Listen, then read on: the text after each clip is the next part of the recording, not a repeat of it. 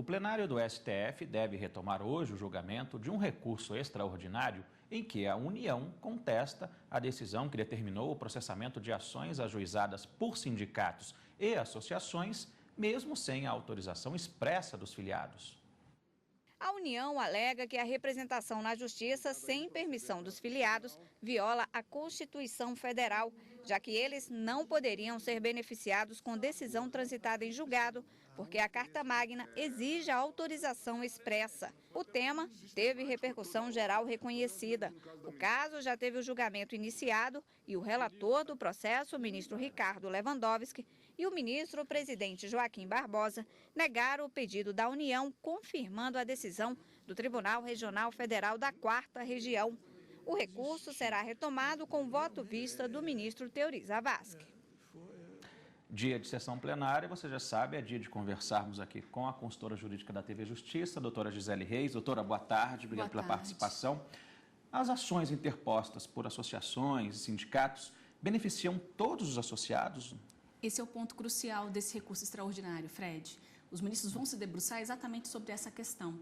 A partir do momento, a própria Constituição, ela prevê, sim, que as associações, os sindicatos, desde que autorizados expressamente, eles têm legitimidade para propor, para defender os interesses dos associados, dos sindicalizados. Então, o que os ministros vão se debruçar é exatamente sobre esse alcance da expressão expressamente autorizados. É essa expressão que os ministros vão analisar para saber se, naqueles casos em que a associação entrou com uma ação de conhecimento, que é uma ação que serve para constituir direitos, e obteve o sucesso, aquelas pessoas que não fizeram parte desse primeiro processo podem, então, fazer valer, cumprir, entrar com uma ação de execução, mesmo não tendo participado desse primeiro processo de conhecimento. Então, os ministros vão definir o alcance da representação numa ação de conhecimento que serve para declarar a existência ou inexistência de determinados direitos. Legitima, então, que no futuro, que aqueles associados individualmente, aqueles sindicalizados individualmente, possam promover ações de execução daquele primeiro julgado. Essa é a grande questão. Os ministros vão se debruçar, esse tema teve repercussão geral reconhecida, o que significa dizer que a decisão tomada pelos ministros no plenário da Suprema Corte será adotada em todos os demais casos semelhantes. Doutora Gisele, é caso em que a ação é ajuizada na defesa dos direitos de outra pessoa, é isso? É isso mesmo, Fred. Existe uma situação no direito chamada de substituição processual. Então, a princípio, no Código de Processo Civil, cada um que é lesado no seu direito, que se sente lesado, é ele que tem legitimidade para propor a ação. Então, juridicamente falando, existem alguns pressupostos que são analisados pelo juiz para que uma ação tenha um regular processamento. E um deles é essa questão da legitimidade. Então, a princípio, vale essa regra que eu mencionei. Mas a própria lei estabelece situações em que uma pessoa está legitimada a ajuizar uma ação na defesa de interesse de outros. É o que acontece, por exemplo, nos casos dos sindicatos, das associações e também naquelas hipóteses que eu poderia exemplificar da ação civil pública, que é ajuizada pelo Ministério Público na tutela de direitos individuais e coletivos.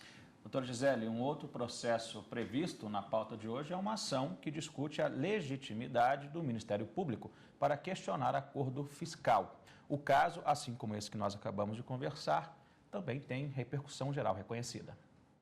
O recurso pretende a reforma da decisão do Supremo que envolve a proposição de ação civil pública em matéria tributária pelo MP para impugnar acordo de redução fiscal firmado entre empresas e o Estado.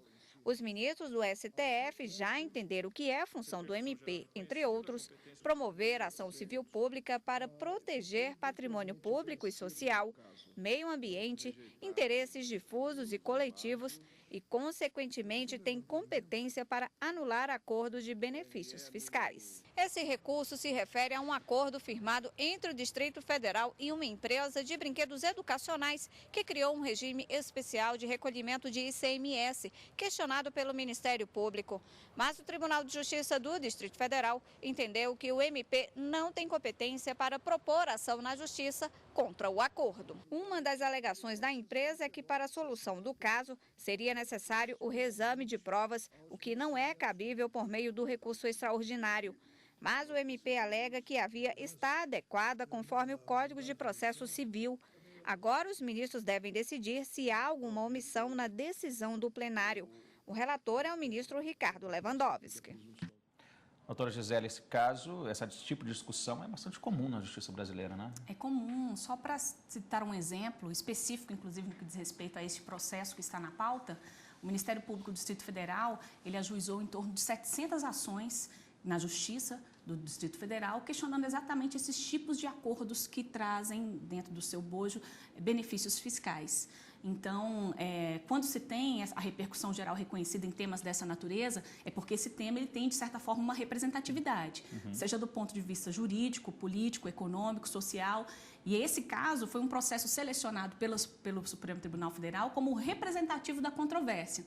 A partir, então, do julgamento de um único processo, todas as demais causas acabam se resolvendo de acordo com a decisão que é tomada pelo plenário do STF. Quando acontece isso, os processos da mesma natureza, eles ficam sobrestados, o que significa dizer que eles não cessa a tramitação, aguardando a decisão dos ministros, e só depois de uma decisão definitiva é que eles voltam a ter processamento, aplicando-se o que ficou definido pela Suprema Corte. E lá no Tribunal de Justiça, qual foi o entendimento, doutora?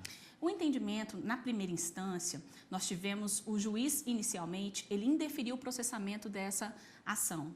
E aí houve um recurso ao Tribunal de Justiça que modificou esse entendimento. Mas para o juiz, o que ficou, na verdade, assentado na instância inferior é que não caberia ao Ministério Público promover ações que têm por natureza a discussão de matéria tributária. Isso não poderia ser feito em sede de ação civil pública. A ação civil pública ela está regulamentada na Lei 7347 de 85 e ela traz ali quais são as possibilidades em que ela é cabível. Como eu mencionei inicialmente, até no outro bloco, comentando uma espécie de substituição processual, em que o Ministério Público, por exemplo, ele visa promover o patrimônio, a ordem social, o patrimônio público, enfim, há uma série de situações elencadas e uma dessas situações impede que sejam promovidas ações que tenham por natureza a discussão tributária.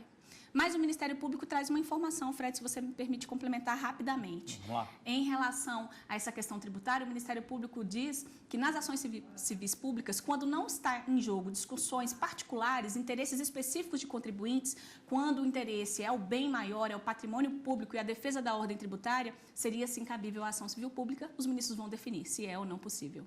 Tá certo.